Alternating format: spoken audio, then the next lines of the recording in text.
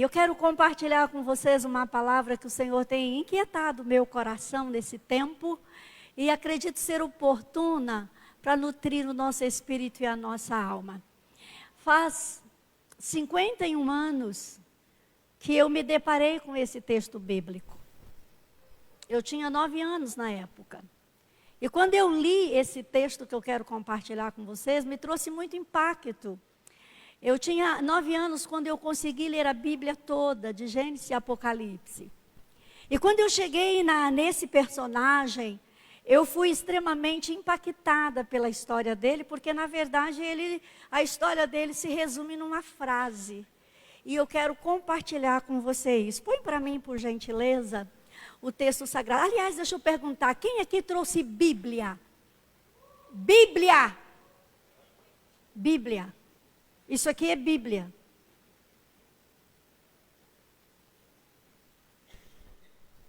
Com licença.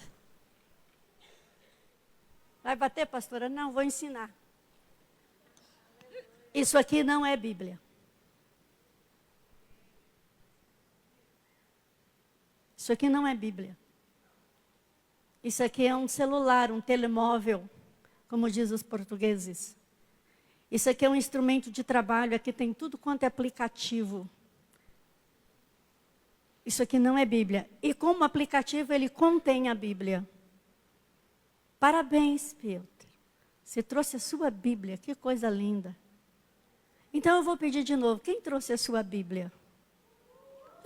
Vamos aplaudir a Deus!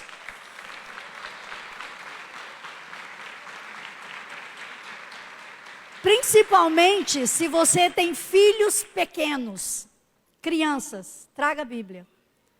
Ensina o seu filho a ver você carregando a Bíblia para a igreja. Coloca no repertório mental do seu filho a Bíblia. Isso aqui, ó. Pastora, você está batendo? Não, eu estou ensinando. Quando você sair aliás, compra a Bíblia infantil para o seu filho. Compra a Bíblia para ele. Leva-o na livraria e deixa ele escolher a Bíblia que ele quer. É criança, tem Bíblia infantil. É adolescente, tem Bíblia até em mangá, né professora? Muito legal para ler. Você tem? É maravilhosa. Então, vamos cultivar esse hábito. Eu tinha 9 anos quando eu me deparei com esse verso sagrado. Vamos ler junto? E andou Enoque com Deus, e não se viu mais, porquanto Deus para si o tomou. Quando eu me deparei com esse texto, eu levei um choque. E na tradução polonesa, diz bem assim, porque eu preciso saber a tradução polonesa para ministrar ao coração da minha neta, diz assim: e andou Enoque com Deus e desapareceu, porque Deus o levou.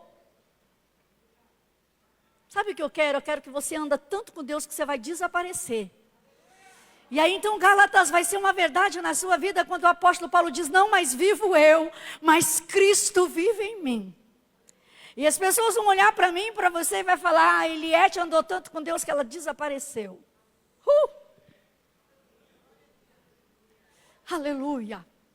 Sabe, queridos, às vezes nós olhamos e nós dizemos assim, mas pastora, isso aí é lá na Bíblia apenas. E a Bíblia apresenta, assim, vários personagens que andaram com Deus, como Abraão, como Noé, como José, como Moisés, como Jó, assim, apresenta mulheres como Débora, como Isabel, como Maria, que andaram com Deus. Mas quando nós tomamos mão da história, nós também encontramos pessoas que andaram com Deus. Preste atenção.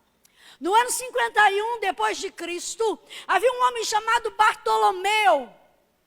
E o imperador da época, que perseguia os cristãos, determinou que ele devia ser morto, arrastado pela cidade, até que a pele do seu corpo fosse arrancada. E quando você vai à Capela Sistina lá em Roma, e você se depara com os afrescos de Michelangelo no teto, você vê uma sessão em que o artista pinta Bartolomeu segurando na mão a própria pele, simplesmente porque não quis deixar de andar com Deus.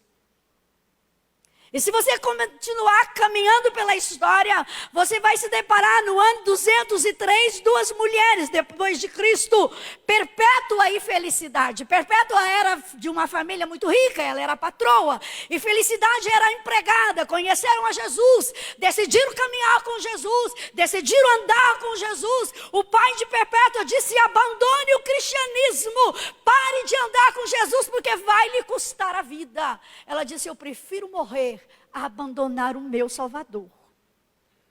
Foram sentenciadas à morte, foram presas, e o decreto do imperador daquela época, que tem um nome meio difícil de pronunciar, que talvez eu nem consiga aqui, chamado Séptimo Severo, falou: elas serão mortas na arena, os touros bravos vão matá-los, porque eu quero fazer da morte delas um espetáculo para a plateia. Felicidade estava grávida. Ela disse: Deus, poupe o meu bebê da morte cruel. E um dia antes da sentença ser cumprida, ela deu à luz a uma menina. Chegou o dia, colocaram as duas na arena, soltaram os touros bravos. Mas os touros não conseguiu matar Perpétua e Felicidade. Então o imperador disse: sejam degoladas. E o gladiador entrou, você pode depois, porque você já desligou o seu celular, você pode ir lá consultar. E o imperador então falou: pode matá-las. E a plateia ovacionava aquele sacrifício, matando os cristãos. E Perpétua, sabendo de que iria morrer, ela ora para o gladiador e disse: meu senhor, dá a sentença aqui, para que eu encontre o meu Salvador mais rápido.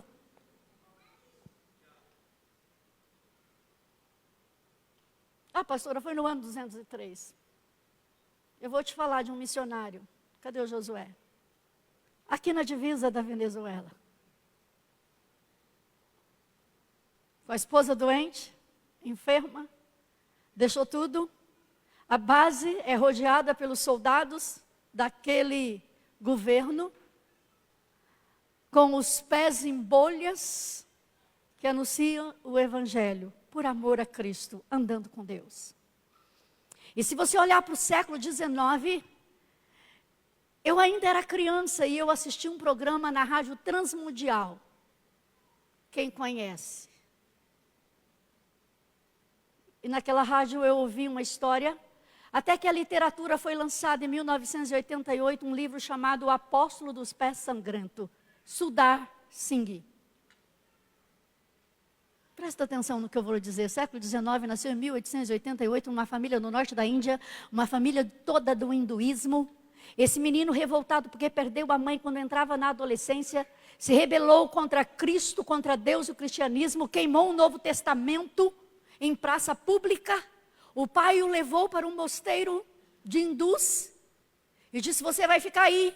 E aos 16 anos, 15 para 16 anos, um dia, ele disse: eu vou tirar a minha vida, eu vou deitar no trilho do trem, o trem vai passar em cima de mim, eu quero morrer, porque Deus não existe, porque Jesus não existe, isso é só uma lenda. E ele orava e dizia: Senhor, se não provares a minha tua inocência, amanhã eu me matarei. E aquela noite, Jesus apareceu no quarto para ele e disse: por que me perturbas e me persegue? Eu nasci, eu morri para salvar-te, Singh, eis-me aqui.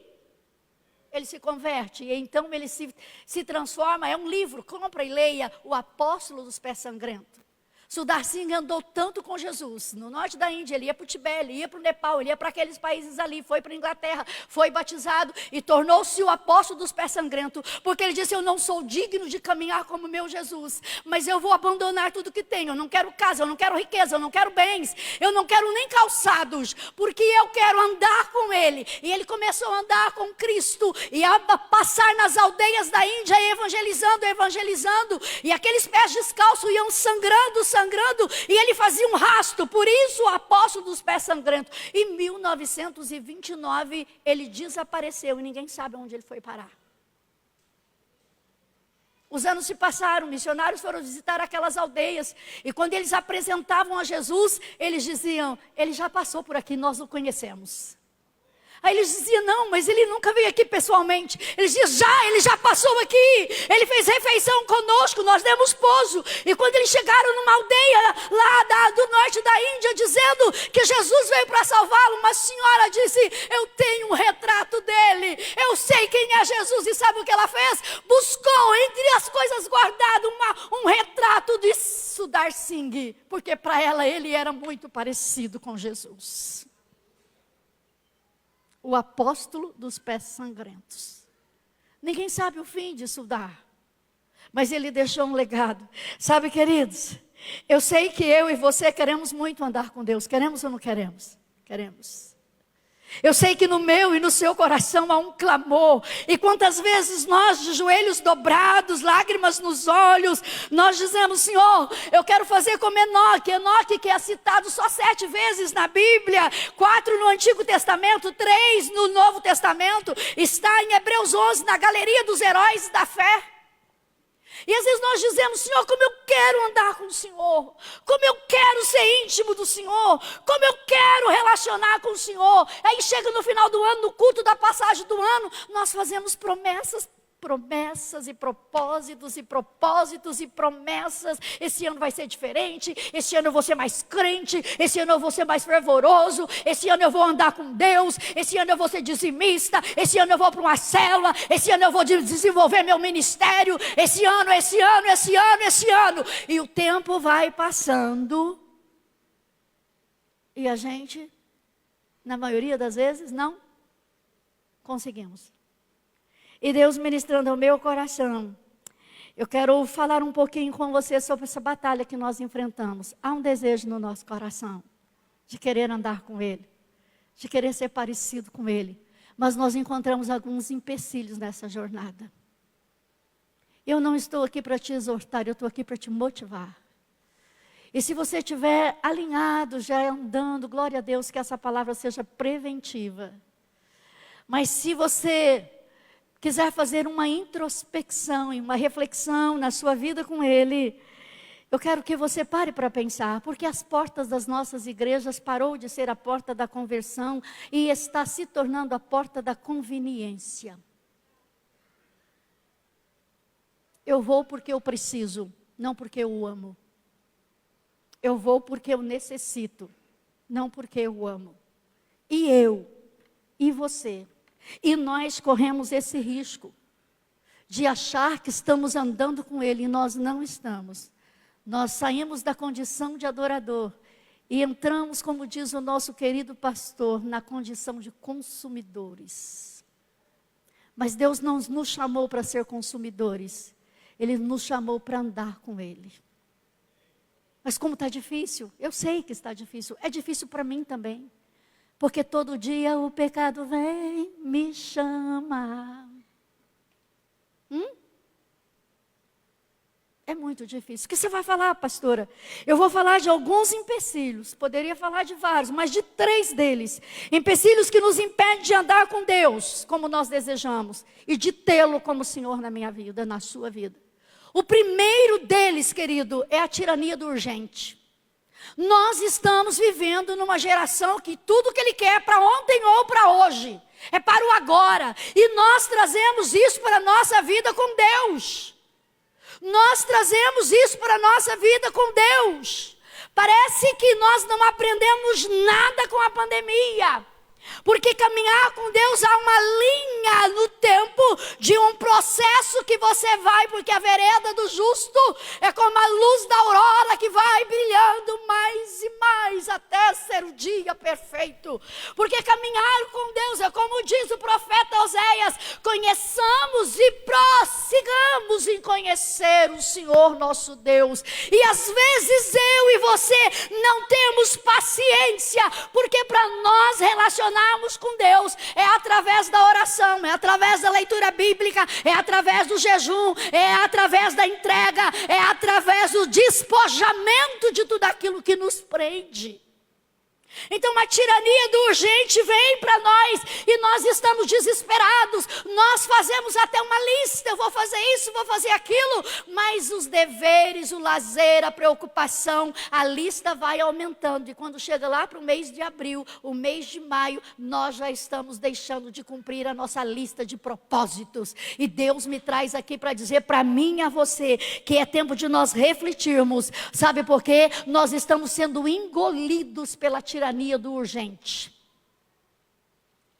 E essa tirania do urgente traz um esgotamento. E deixa eu falar uma coisa para você. O esgotamento abafa a voz do nosso coração. É o esgotamento que faz muito casamento acabar.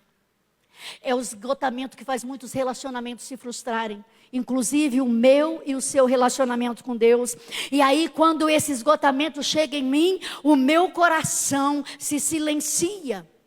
O meu coração perde a sensibilidade, porque eu estou tão atrás daquilo que eu estou buscando, eu estou tão atrás daquilo que eu desejo para ontem, para hoje e para amanhã, que eu não consigo esperar o tempo do agir de Deus na minha vida. Eu não tenho mais condição de espera, porque eu estou esgotado. E quando eu vou para a tirania do urgente, eu coloco o urgente no lugar do importante. E aí Jesus fica em segundo plano e o que eu quero vem em primeiro. Ele nos traz aqui nesse culto de Santa Ceia, para dizer para você, como ele diz para a igreja, esse texto aqui é para a igreja, não é para o ímpio, não é para o perdido, quando ele diz em Apocalipse 3:20, eis que eu estou à porta e bato. Foi para a igreja que ele disse. E se alguém abrir a porta, eu entrarei, eu cearei com ele e farei com ele morada. Às vezes eu fico pensando que Jesus está gritando na nossa frente, dizendo, para um pouco, eu estou aqui, eu quero falar com você. Mas nós estamos tão cansados, tão esgotados, que na hora de dormir a gente nem ora. A gente nem confessa pecado, a gente nem agradece. Às vezes a gente diz, Senhor, a mesma oração de ontem, apaga os olhos e dorme. E ele está gritando, eu quero relacionar com você. E no Evangelho de João ele está gritando, permaneçam em mim, permaneçam em mim. E no Evangelho de João ele está gritando, quem me ama guarda a minha palavra. Porque é a leitura bíblica, é a oração que me leva a relacionar com Deus. É o tempo de leitura bíblica que me leva a relacionar com Deus. Mas eu já não estou mais fazendo isso, porque a minha sensibilidade foi ofuscada pela tirania do urgente. Eu quero tudo muito rápido. E deixa eu dizer uma coisa para você. Hoje à tarde eu estava orando e o Espírito Santo trouxe ao meu coração quando Marta e Maria disse para Jesus, chegou atrasado, né?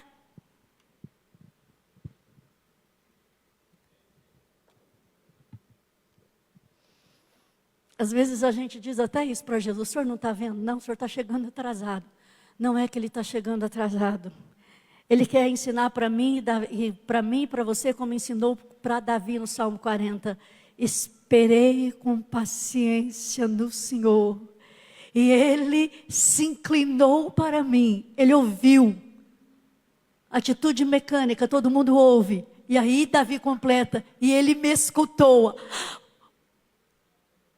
Escutar é atenção concentrada. Ele prestou atenção no meu clamor. Não é que Deus não está prestando atenção no meu e no seu clamor. É que nós estamos com pressa demais. E Ele está dizendo, para. Vem desenvolver um relacionamento comigo. Sai dessa vida corrida. Pastor, eu tenho que trabalhar. Eu sei que você tem que trabalhar. Pastor, eu tenho tanta coisa para fazer. Eu sei que você tem tantas coisas para fazer. Mas vamos sair dessa tirania do urgente e vamos entrar no processo de Deus, porque Ele dá os seus enquanto Ele dorme, enquanto eles dormem. Descansa seu coração. Às vezes eu ouço assim, Deus tem filhos preferidos. Não, Deus não tem filhos preferidos. Ele tem filhos que se relacionam com Ele. Ele tem filhos que se relacionam com Ele. Qual é, pastora, o outro empecilho? Querido, é gradativo. Eu coloco urgente no lugar do importante. Então meu coração vai sendo abafado, a voz do meu coração. E deixa eu lhe dizer, a ciência tem mostrado que o nosso coração tem neurônios. E há uma comunicação entre o coração e os cérebros e os órgãos do corpo. E o nosso coração perde a sensibilidade. E aí a segunda empecilho que surge na minha vida, sabe qual é? Depois do esgotamento é a perda do primeiro amor. E nós corremos esse risco. O amor, lembra quando você se converteu? Lembra quando você ficou doidinho? Lembra que você vinha no domingo e você não aguentava mais, e você já ficava ali esperando o próximo culto, a próxima reunião, o próximo movimento, a próxima célula? Lembra o primeiro amor?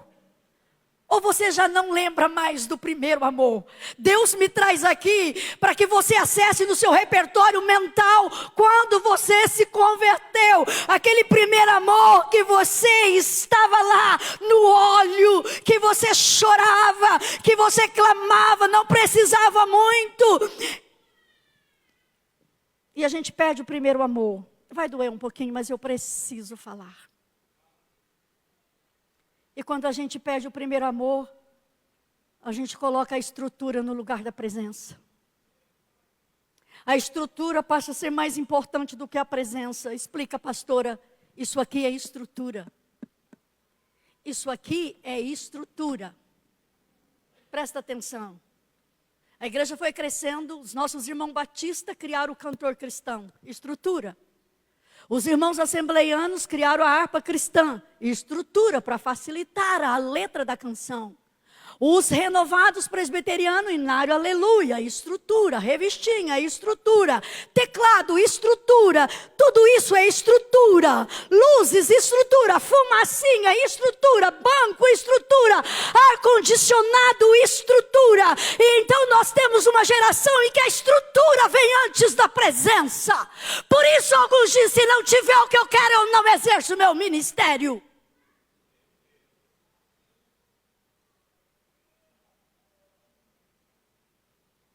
Estrutura. Os nossos irmãos, quando começaram, não tinham estrutura. O que valia era a presença. Nós estamos dando importância demais para a estrutura. E tem culto que tem que fazer um esforço tremendo para a presença vir, porque nós nos apegamos às estruturas. Ei, deixa eu dizer uma coisa para vocês, isso é um sinal de que o primeiro amor está se esvaindo. Porque não importa qual seja a estrutura, se o primeiro amor está queimando no meu coração, eu não estou nem aí, eu quero é Deus, eu quero Deus, não se importa o que vão pensar de mim, eu quero é Deus. Se o microfone não é bom, eu quero é Deus, se não é bom, deixa eu testemunhar aqui, a Milza está aí. Milza, você está aí? Não, a mãe está pós-cirúrgico. Há 15, 20 anos atrás precisávamos começar um culto infantil aqui na quinta-feira.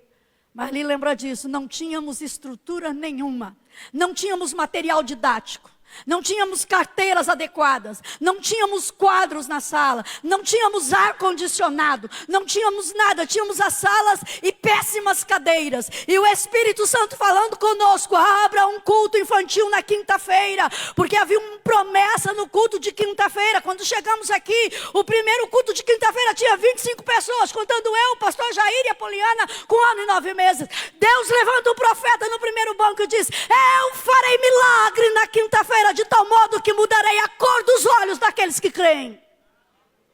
E o movimento começou, era galeria, era embaixo, e milagres. E precisávamos de um culto infantil, mas não tínhamos estrutura nenhuma. E eu orando, eu disse, Senhor, nos dá uma professora.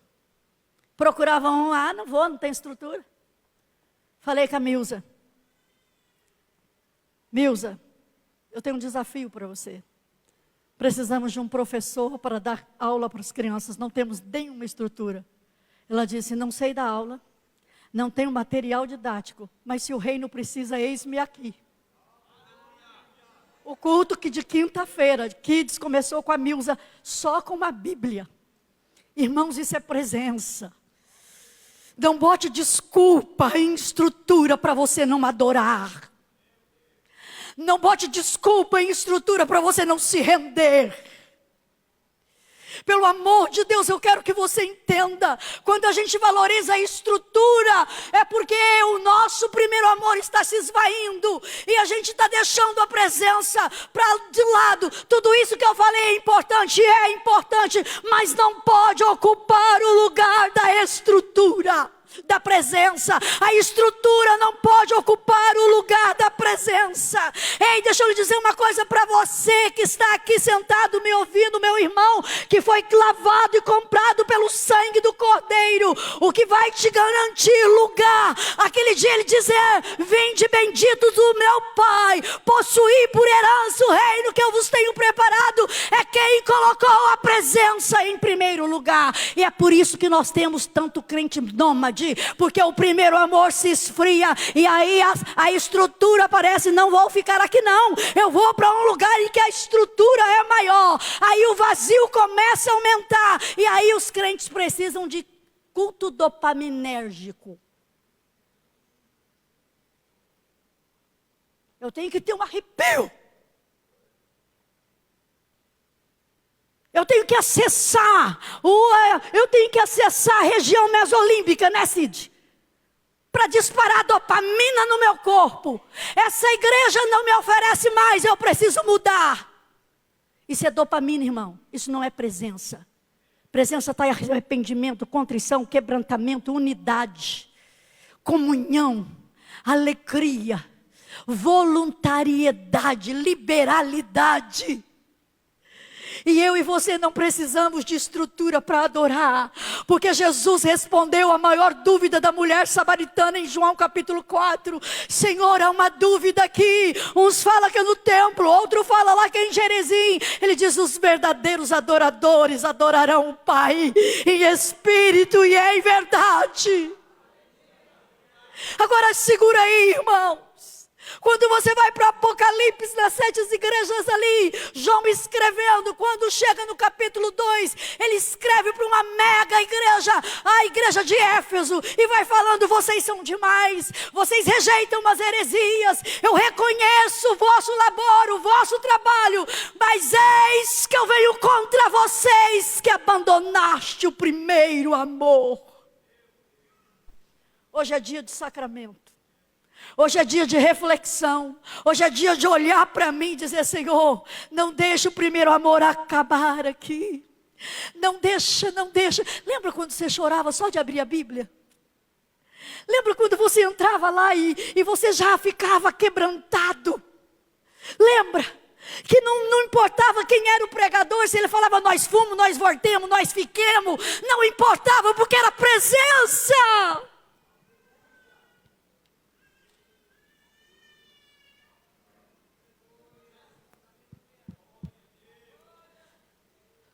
Mas se não tem vida na palavra, não tem presença. Porque lâmpada para os meus pés e luz para o meu caminho não vai ter significado. Porque como poderá o jovem guardar puro o seu caminho observando a palavra? Escondi a tua palavra no meu coração, não vai ter significado. Pai, santifica-os na verdade, João 17, porque a tua palavra é a verdade.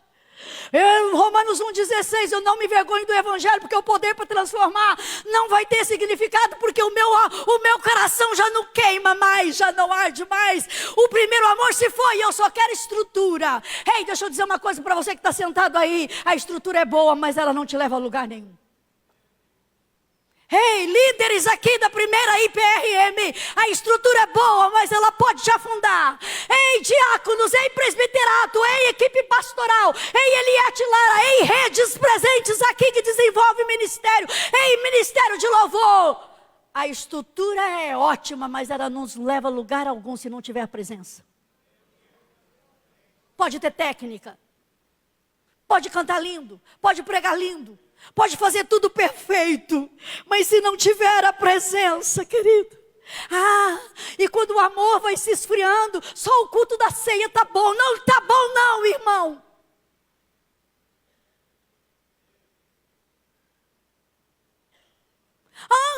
Mas eu não preciso ir na célula. Mas não preciso orar tanto. Mas o id, Deus vai trazer quem vai ser salvo. Isso é sinal de que o primeiro amor está se esfriando. Deus nos congrega aqui nesse dia de sacramento para dizer para mim e para você, lembrar que a presença é suficiente. Lembrar que nós precisamos da presença. Sabe aquele tempo a sós? Sabe aquele tempo em que você passa em oração? E aí Deus, te direcionando à igreja de Éfeso, diz assim: arrependa. Volte ao primeiro amor, porque senão eu vou arrancar de vocês o candelabro.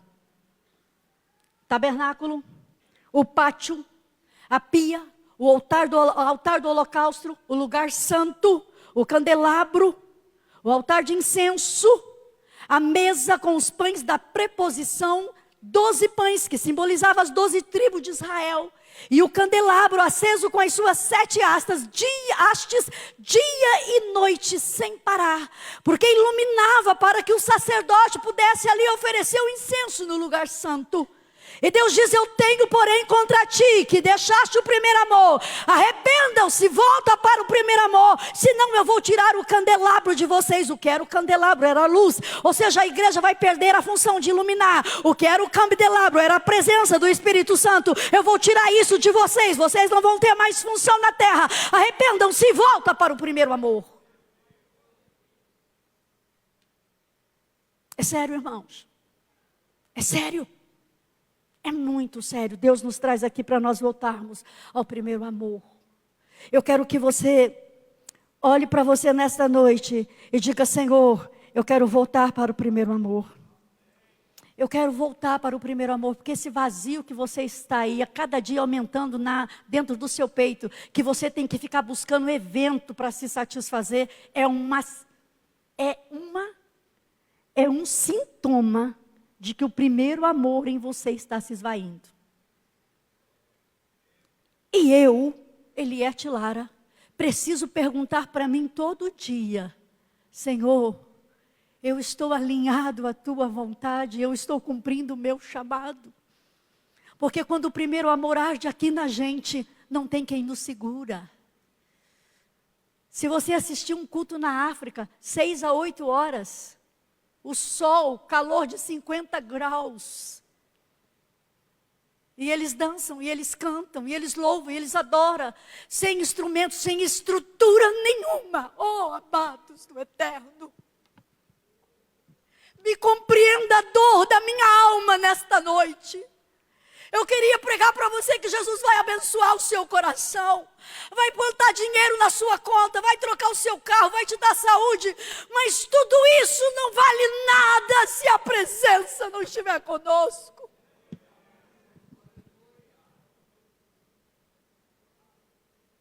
E eu não posso satisfazer o teu ego antes de cuidar da tua alma.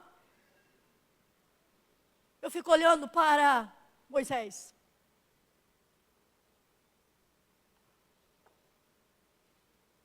Quando você começa a ler a palavra de Deus, e Deus diz para Moisés, eu te dou toda a estrutura para levar o povo. Tem nuvem, tem coluna de fogo, tem anjo, mas a minha presença não vai. E Moisés disse, se a tua presença não for, não me faça sair daqui. Eu quero que você diga isso para o Senhor. Senhor, se não for a tua presença na minha vida, não deixa eu sair daqui. E aí vai mais um empecilho que é crescente. Primeiro a tirania do urgente, eu não tenho tempo para nada.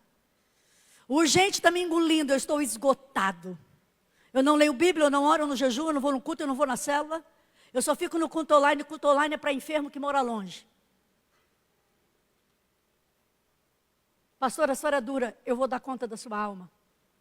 Hebreus diz isso, que eu tenho que zelar de vocês como aquele que vai dar conta de vocês.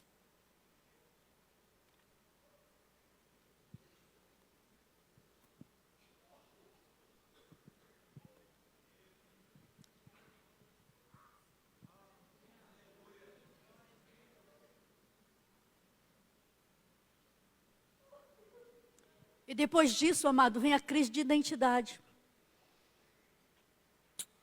O urgente me engoliu, abafou meu coração, eu perdi a sensibilidade, nada mais fala comigo, nada mais me dói, nada mais me comove, nada mais mexe com a minha estrutura. Aí o primeiro amor vai se esferrecendo, vai sumindo. Aí eu entro na crise de identidade, quem sou eu? O que eu estou fazendo aqui? E quando eu tenho crise de identidade, eu duvido da minha paternidade. Eu duvido se Deus é meu pai. E eu começo a questionar o meu pai. Senhor, o Senhor dá para todo mundo, não dá para mim. Senhor, por que o Senhor abençoa fulano, não abençoa eu? Senhor, por quê? Por quê? Por quê? E aí, o João capítulo 1, verso 12, não faz mais sentido, porque todos aqueles os que receberam, a esses deu o direito de se chamar os filhos, a saberes o que creem no seu nome. Aí eu começo a ter dúvida da paternidade. E aí eu começo a me sentir autossuficiente, ou me sentir escravo. E aí eu já não desfruto mais do que a paternidade me oferece. O problema não é o pai, o problema sou eu.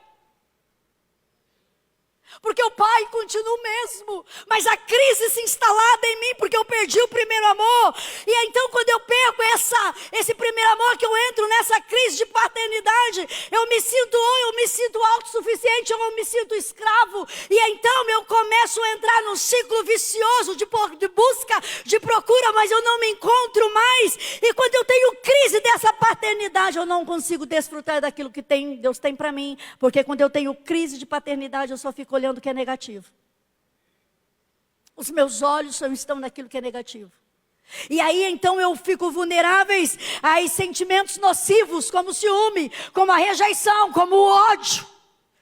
Aí eu começo a me sentir abandonado. Eu começo a dizer, a igreja não me ama, o pastor não me ama, o diácono não me ama, o Silvio do louvor não me ama, a tia Marli não me ama. Porque você tem dúvida da sua paternidade, porque o amor de Deus basta para mim e para você. Se eu tenho certeza da minha paternidade, não importa se vão me amar ou não, eu sei quem é meu pai. Eu sei quem é o meu pai. Eu não preciso ser reconhecido, como diz o nosso pastor, lugar de reconhecimento é IML. O dia que você morrer, a gente vai lá reconhecer você. E se precisar de um médico, a gente leva o doutor André. Amados do eterno, nós estamos vivendo numa geração com crise de paternidade. Eu não posso ter dúvida da paternidade de Deus. Deus é meu pai, pronto, acabou. No problema que eu e você temos dúvida e a gente sofre por coisas que nós não deveríamos sofrer e ficamos aí vulneráveis, a tal modo perdemos a sensibilidade. Não tenho certeza que Deus é meu pai, aí aquilo que é pecado deixa de ser pecado para mim. Porque quando eu sei quem é meu pai, o que eu quero parecer com meu pai. Porque não tem coisa melhor alguém olhar para mim e falar, nossa, Eliette, como você parece com o teu pai? E se eu pareço com meu pai, eu vou fazer tudo para honrar o nome do meu pai. Eu estava dizendo para a Thaís ali, eu estava conversando, eu cresci num lar evangélico, eu cresci a minha infância, minha adolescência, minha juventude. E eu nunca me afastei dos caminhos. E eu tinha muito medo de pecar. Sabe por quê? Porque eu não queria ferir o coração do meu pai. Eu disse para o pastor Jair essa semana, eu não sou a esposa que eu sou simplesmente porque te amo. Porque às vezes o amor, queridos, não é suficiente para você ser quem você é. Mas eu sou o que sou porque eu não quero ferir o coração do meu pai. Então eu cuido do meu marido porque eu sou filha de Deus. E eu represento a paternidade de Deus na terra. E vai doer mais um pouco. Você cria os teus filhos no caminho de Deus. Porque você não quer ferir Deus, porque não cuidou bem dos teus filhos. Porque os teus filhos também são filhos dele. E a gente precisa ter essa clareza. Quando a gente tem crise de identidade, nós ficamos vulneráveis. E nós começamos a ver problema onde não tem. Olha o irmão do filho pródigo. Crise de identidade. Você sabe a história. O filho vai embora, gasta tudo, volta, o pai se alegra. Você sabe toda a história. Ele faz uma festa para o filho que voltou. O outro que estava dentro de casa volta e fala assim, o que está acontecendo aí? Ah, o teu irmão voltou e teu pai está fazendo uma festa. Quando a gente tem crise de identidade, a gente nem quer que o outro se arrependa, a gente quer que o outro se lasque. E olha lá quantas vezes nós estamos igual discípulos. Senhor, o Senhor quer que a gente ora para descer fogo do céu?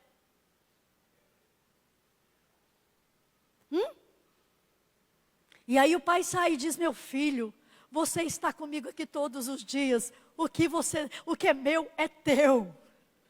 E aí ele diz, eu estou com o senhor, mas o senhor não me dá nem um cabrito. Quem tem crise de identidade briga por causa de cabrito. Às vezes o seu cabrito é seu instrumento. Às vezes o seu cabrito é o teu lugar que você senta.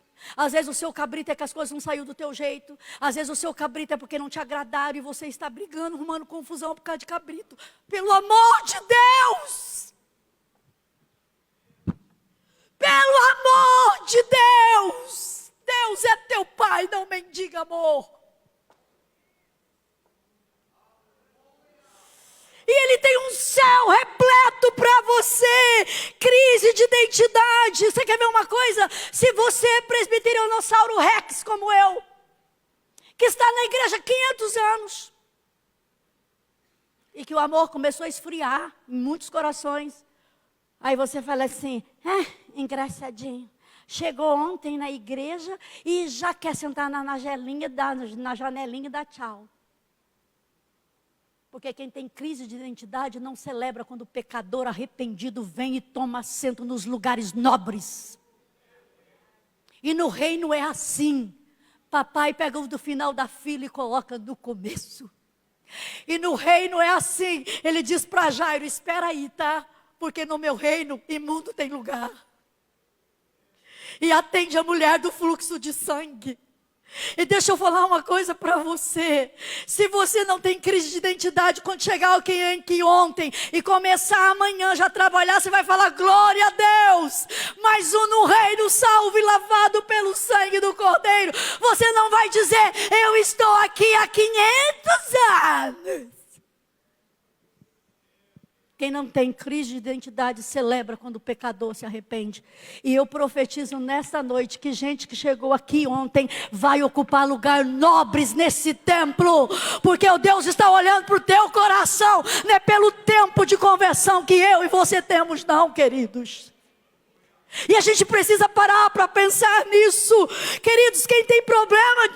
Jesus...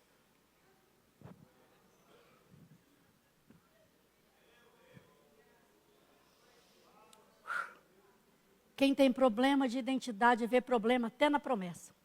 Quem tem crise de identidade vê problema na promessa. Segura aí. Ai, pastor, isso é bíblico? É. Se você for para Números 14, Moisés manda os 12 espias para a terra. Meu Deus do céu, Deus havia prometido que ia tirar do Egito, que ia levar para a terra prometida. Aquele povo viu tantos milagres, tantos milagres. O Moisés manda os 12 para ir, para espiar a terra. Ou eles vão, 10 deles voltaram contando os problemas da terra prometida. Não, eu vou repetir para você entender. 10 deles voltaram contando o problema da terra prometida. E chegaram a dizer, eles nos veem como gafanhotos. Eles eram gafanhotos? Não.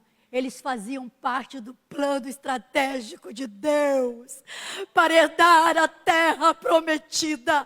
Mas como eles tinham crise de identidade, eles não conseguiam ver bênção na promessa, eles viam problema na promessa. Aí a ira de Deus se manifesta porque eles quiseram apedrejar Moisés. Quem tem... eu vou falar, pastor Rangel. Quem tem problema de crise de identidade, em vez de abençoar o outro, apedreja. Eles quiseram apedrejar Moisés.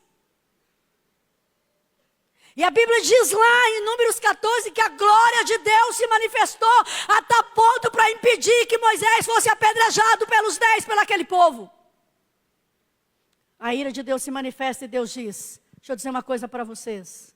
Prestem atenção vocês, acima de 20 anos, exceto Josué e Calebe, os vossos corpos, os vossos cadáveres cairão nesse deserto. Números 14, pode ler lá. Por quê, pastora? Que Deus é esse? Que tira lá do Egito e mata no deserto? Porque tinha crise de identidade. Porque se viam como escravo ainda no Egito. Pastora, e vou provar com a neurociência para você. A neurociência diz, a psicologia diz, a neuropsicologia diz, que quando você entra do 11º ano, 11 anos a 20 anos, você reedita a sua identidade. Você faz uma reedição da sua identidade. E Deus que criou o sistema nervoso central, sabia que aquele povo, acima de 20 anos, não ia reeditar a identidade de escravo para filho. Ele diz, exceto Josué e Calebe, só eles se sentiram filho diante da promessa, só eles entrarão. E esses dois tinham tanta certeza de quem eles eram, que quando entraram na terra, eles disseram, como a promessa foi feita. Nós ainda estamos como o dia que a promessa foi feita. Estamos velhos. Estamos no master. Estamos no nexo master. Mas a nossa identidade de filho pode contar com a gente. E o que aconteceu? Deus disse, esse povo com identidade de escravo vai estragar a promessa. Tem muita gente morrendo no deserto porque não consegue mudar a mentalidade aqui, ó, de escravo para filho de Deus. De desfrutar aquilo que Deus tem para você. Deus nos congrega aqui nesta noite para dizer para você que eu e você não podemos ter crise de identidade. Levanta a sua mão direita assim, ó. E diga assim comigo, Deus é meu pai. Eu não terei dúvida da minha paternidade. Deus é meu pai. Queridos, e nós precisamos ter essa certeza independente da circunstância. Olha a escrava na casa de Naamã. Olha Daniel numa terra estranha. Olha Sadraque, Mesaque e Abdenego. Olha aí os heróis da fé no capítulo 11. Foram cerrados ao meio. Enfrentar da fraqueza, tiraram força. Quando é que você vai da fraqueza tirar força? Quando você sabe que Deus é teu Pai. Queridos, isso aqui não é apenas um culto de ceia. Isso aqui é um culto para você refletir. Diante do memorial que faremos parte daqui a pouco. Que o tempo todo nós precisamos fazer uma introspecção, uma reflexão. E perguntar para mim e para você nesta noite, eu me incluo, dizendo eu tenho colocado o urgente no lugar do importante. Eu estou sendo engolida pela essa tirania do urgente. O meu primeiro amor de quando eu me converti, quando eu fui batizada com o Espírito Santo aos 7 anos, ainda está aqui. Quando eu olho para o pecador afundado no pecado, mexe com a minha fé, com o meu cristianismo, abala a minha estrutura cristã. Ou eu acho que é normal o pecador se arrepender, eu acho que é normal o batismo, eu acho que é normal o quilo do amor, eu acho que é normal a conversão, eu acho que é normal o casamento restaurado, eu acho que é normal o drogadito sendo liberto. Ah, isso é normal. Não, não é normal não, isso é milagre, isso é presença de Deus na nossa vida. Eu preciso perguntar para mim e para você, o que vem primeiro, a presença? Ou a estrutura na minha história de cristianismo? Sabe por quê? A presença não precisa de muita coisa. E talvez você nem concorde comigo. Mas eu vou te desafiar a fazer algo essa semana. Chega na sua casa, quando você estiver sozinho. Puxa uma cadeira. Diga para Jesus, senta aqui, Jesus. Eu quero conversar com o Senhor. Invoca a presença dEle. E deixa Ele invadir o espaço da tua casa, do teu quarto, da tua sala, do teu banheiro, da tua cozinha, lá no seu local de trabalho. Invoca a presença e diga, Senhor, eu não quero viver um segundo da minha vida se a tua presença não estiver comigo. Nós estamos vivendo num cristianismo que está valorizando a estrutura e a presença está ficando em segundo plano. Curve a sua cabeça. Feche os teus olhos. Curve a sua cabeça, feche os teus olhos. Com muito temor e com muita reverência. A mesa está posta. Nós participaremos de um memorial. Mas às vezes nós nos esquecemos da cruz. Nós nos esquecemos da coroa de espinho. Nós nos esquecemos dos pregos cravados nas mãos e nos pés. Nós nos esquecemos da lança, nós nos esquecemos da vergonha do opróbrio que ele passou no meu lugar. Nós entramos na crise, culpamos todo mundo, buscamos dopamina, perdemos a sensibilidade. Tudo ou qualquer coisa é um motivo para eu deixar de adorar. Para eu encontrar um problema ou uma dificuldade para não exercer o meu chamado. E Deus nos congrega aqui nessa noite de ceia. E eu tenho algo para dizer para você, cabeça curvada e olhos fechados. Deus não abre mão de você, meu irmão. Deus não abre mão da sua vida. A batalha está travada. Há uma luta no mundo espiritual para que eu e você venhamos desistir. Mas Ele está aqui dizendo: vem andar comigo. Enoque andou com Deus e não voltou para casa, porque Deus para si o tomou. Enoque andou com Deus e desapareceu, porque Deus para si o tomou. Enoque andou com Deus e já não era mais, porque Deus o levou para si. Enoque andou com Deus, em Hebreus 11:5 diz assim: pela fé, Enoque foi trasladado para não ver a morte, pois obteve testemunho de ter agradado a Deus. Sabe o que eu quero? Cabeça curvada e olhos fechados. Eu quero que você se lembre daquele dia que você se converteu. Daquele dia que o Espírito Santo trabalhou no seu coração, você se rendeu. Daquele dia que você chorou. Daquele dia que você disse: eu me emocionei, eu me arrepiei. Eu quero que o Espírito Santo se manifeste nessa noite no seu coração, e que Jesus se faça presente, como fez na vida de Sudar Singh, dizendo: ei, Sudar Singh, eu morri por você, venha ser o meu discípulo. Eu quero que você possa experimentar a mesma certeza de andar com Ele como perpétua felicidade, como Daniel, como Paulo, como João, como Pedro, como Esther, como Naamã, como Silas, como a escrava na casa de Naamã. Eu quero que você aprenda a andar com Ele, apesar da circunstância. Eu quero que o primeiro amor seja nesta noite ativado no seu coração. E Ele nos convida a voltar ao primeiro amor. Eu quero que você tire do teu coração uma estrutura. Eu quero que a estrutura não seja desculpa para você não exercer o que Deus te chamou para fazer. Eu quero que você não seja consumidor, mas que você seja adorador por excelência. Eu quero que o primeiro amor grite dentro da sua alma. Eu quero que você perca o sono pelos perdidos. Eu quero que você sofra dores de parto até Cristo ser gerado nos pecadores.